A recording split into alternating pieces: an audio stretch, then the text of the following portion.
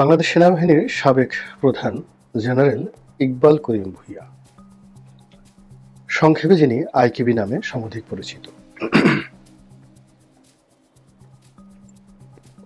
তো সেই জনাব ইকবাল করিম ভূঁইয়া অনেক দিন ধরেই বাংলাদেশে ভীষণ রকম আলোচিত এবং বর্তমান সময়ে মহা আলোচিত।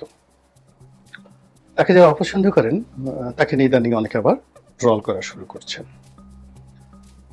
তো তাকে নিয়ে যে আলোচনা হচ্ছে বা মহা আলোচনা হচ্ছে এবং আগামীতে তাকে কেন্দ্র করে যে একটা রাজনৈতিক বলয় পরিবেশ পরিস্থিতি তৈরি হতে যাচ্ছে, সেই বিষয়গুলি নিয়ে মূলত আজকের এই ভিডিওতে আলোচনা করব। তো সেই আলোচনায় যাওয়ার আগে জনাব ইকবাল করিম ভূঁইয়া সম্পর্কে আমি যতটুকু জানি সেটা বলে নেওয়া আবশ্যক। জনাব আইকেবি একমাত্র সেনাপ্রধান স্বাধীনতার পর থেকে আজ অবধি যার ডেজিগনেশনটা তৈরি হয়েছে সংক্ষেপে। যেমন জেনারেল জিয়াউর রহমান সাহেব আছেন, শফিউল্লাহ সাহেব আছেন, কিংবা জেনারেল আজিজ আছেন, বা বর্তমান যিনি সেনাপ্রধান রয়েছেন ওয়াকারুজ্জামান। তো তাদের নামের অদ্যাক্ষর নিয়ে এখনো পর্যন্ত কাউকে সংক্ষেপে ডাকা হয় না। কাউকে কাউকে সংক্ষেপে ডাকা হয়েছে, এটা তুচ্ছ তাচ্ছিল্য করার জন্য। যেমন হুসাইন মোহাম্মদ এরশাদ, তো হুমু তাকে মানে হুসাইন মোহাম্মদ হুমু বলা হতো, তো হুমু এরশাদ বলা হতো, বা লেজে হুমু এরশাদ, লেফটেন্যান্ট জেনারেল হুসেন মোহাম্মদ এরশাদ, মানে এটা ঠাট্টা করে। তো সেই দিক থেকে আইকেবি ইকবাল করিম ভূঁইয়া এই নামটি ঠাট্টার নয়, মস্কার নাম নয়। সেনাবাহিনীর মধ্য থেকেই তার যারা ভক্ত অনুরক্ত অনেকটা ভালোবেসে এই নামটা তাকে দিয়েছেন। এবং আমি ওনার সঙ্গে ব্যক্তিগতভাবে ওনার সঙ্গে আমার একদিনই দেখা হয়েছিল, আর ওই দিনই সামান্য খুব অল্প সময়ের জন্য হয়তো 5-10 মিনিট আমাদের কথা হয়েছিল। এর বাইরে ওনার সঙ্গে আমার কখনো দেখা হয়নি, কথা হয়নি। তো সেই প্রসঙ্গে আসছি, কিন্তু তার আগে যেটা বলি যে যখন আমি সংসদ সদস্য হলাম, ঠিক তারপরে যখন তিনি সেনাবাহিনী প্রধান হলেন, তখন আমার যারা বন্ধু বান্ধব ছিলেন আমার বয়সী,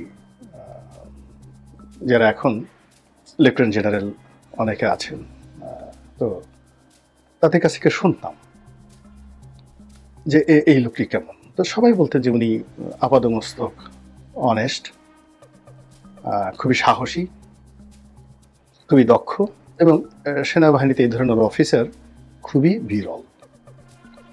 এবং একই সঙ্গে যে জিনিসটি শুনতাম যে তার কাছ থেকে সেনাবাহিনী অনেক কিছু আশা করে, এটা হলো ইতিবাচক দিক। পরবর্তীতে তিনি যখন দায়িত্ব গ্রহণ করলেন, তখন প্রায় সব সেনাবাহিনীর ভিতরকার যে অবকাঠামো, এটাকে রীতিমতো মানে তিনি আমূল পরিবর্তন করে ফেলেছিলেন।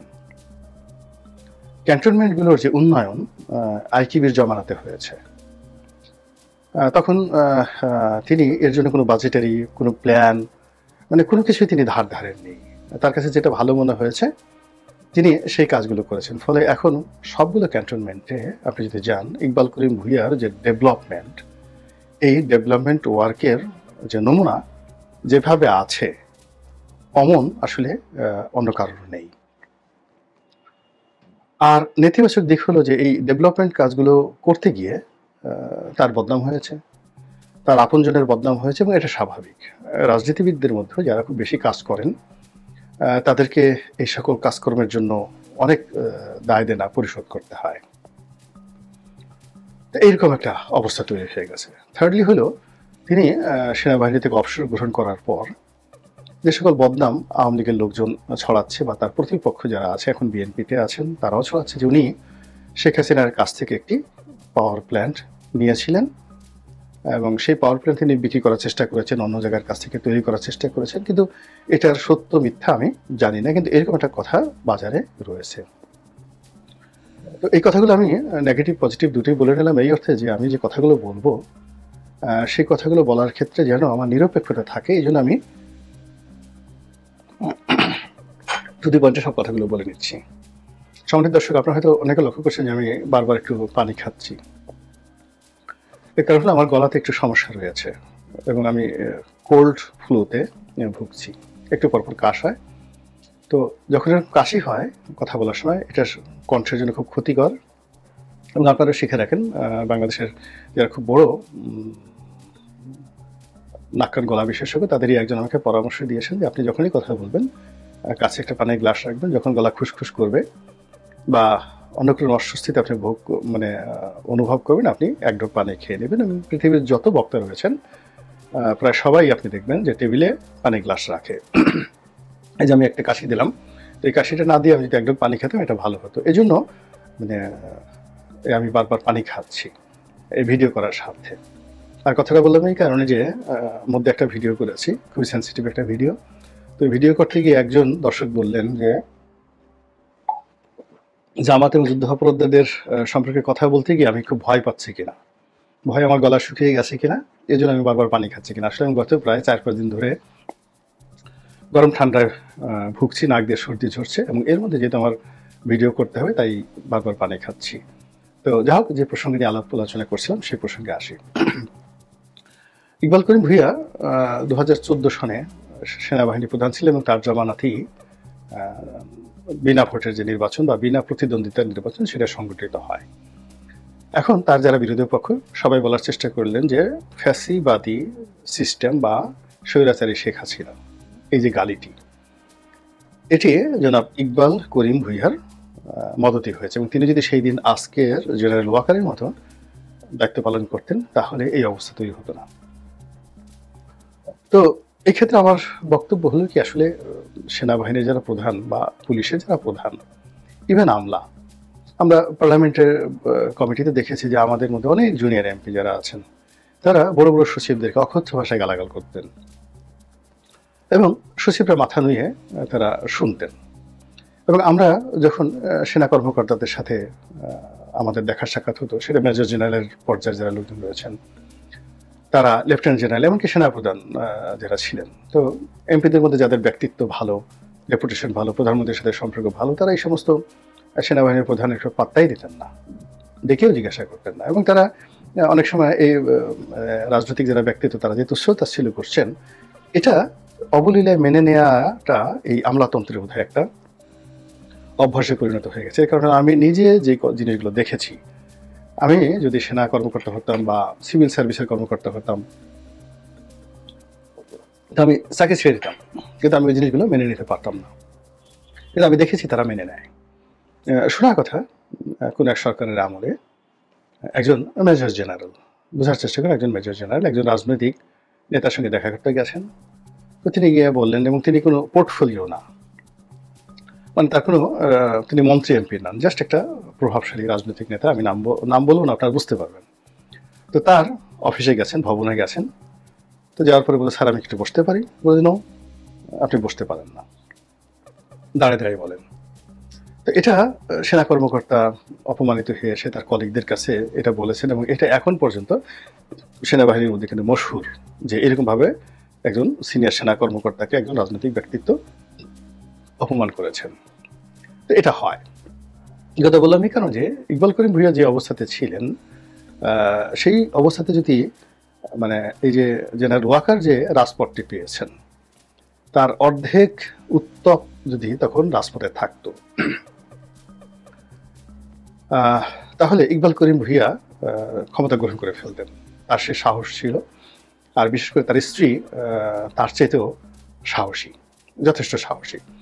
তো সেক্ষেত্রে একটা ভিন্ন ইতিহাস হইতো, কিন্তু সেটা হয়নি।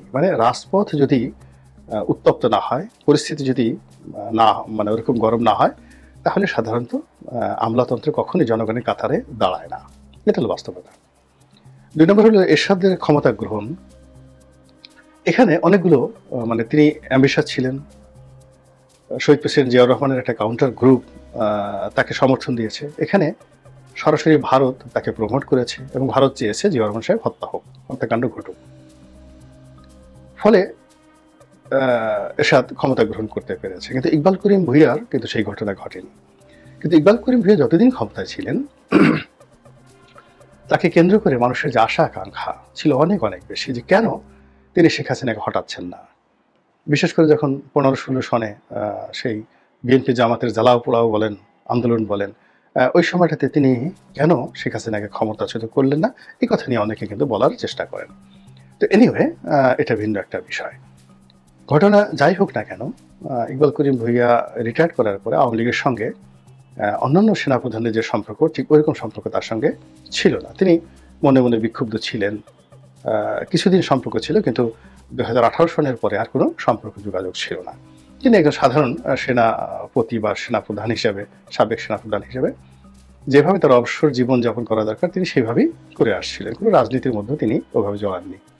কিংবা সাবেক সেনাপ্রধান জেনারেল হারুন যেভাবে ডেস্টিনিতে যোগদান করেছিল, তো তিনি চাইলেও ওয়ালটনে যোগদান করতে পারতেন, বসুন্ধরাতে যোগদান করতে পারতেন, অনেক কিছু করতে পারতেন, কিন্তু তিনি সেটা করেননি। তিনি তার সম্মান নিয়ে তিনি ছিলেন। কিন্তু খুবই গুরুত্বপূর্ণ একটা বিষয় হলো যে এই জুলাই আগস্ট বিপ্লবের সময় তিনি সেনাবাহিনীকে, সাবেক সেনা কর্মকর্তাদেরকে অর্গানাইজ করে তিনি যেভাবে বিপ্লবীদের পক্ষে নেমেছিলেন, নিজের ফেসবুক প্রোফাইল লাল করে দিয়েছিলেন, যেভাবে রাওয়াতে এসে তিনি বক্তব্য দিয়েছিলেন, এবং যেভাবে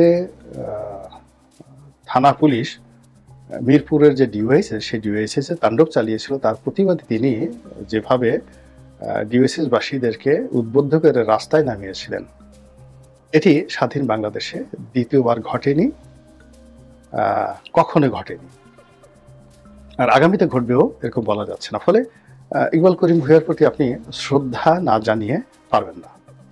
আমরা আশা করেছিলাম যে তাকে উপদেষ্টা পরিষদে রাখা হবে বা তিনি হবেন প্রধান উপদেষ্টা, এরকম আমরা অনেক আশা করেছিলাম, এবং সেটা ভালো হতো, আমি অন্ততপক্ষে যেটা মনে করি।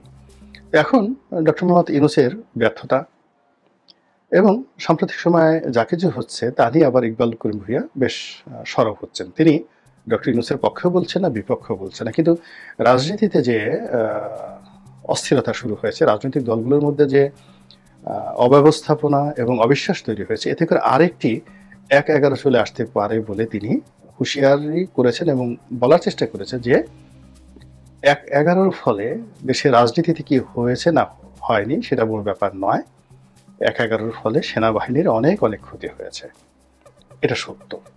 তো কাজেই তিনি যেহেতু একজন সৈনিক, ফৌজি, কাজেই তিনি সেই 1-11 মতো আর একটা প্রেক্ষাপট তৈরি হোক এবং সেনাবাহিনী আবার ক্ষতিগ্রস্ত হোক, এটা তিনি চাননি, এবং এটা নিয়ে কিন্তু এখন বিতর্ক হচ্ছে। এখন বাস্তবতা হলো যে তিনি যখন এই সকল কথাবার্তা বলছেন, তখন তার যারা প্রতিপক্ষ এখন তাকে আচ্ছা মতো ধুলাই দিচ্ছেন। বিশেষ করে বিএনপির অনেক লোক তাকে শেখ হাসিনার দোসর বলার চেষ্টা করছেন। যারা 1-11 সুবিধাভোগী ছিলেন তারা তাকে গালাগাল করছেন। ডক্টর মোহাম্মদ ইউনূসের যারা আপনজন তারাও তাকে গ্রহণ করছেন না। ফলে এই যে ভদ্রলোক একটা ত্রিমুখী সংকটের মধ্যে পড়েছেন। আমি তাকে একবারই দেখেছিলাম রাশিয়ান অ্যাম্বাসিতে, তখন তিনি সেনাবাহিনীর প্রধান।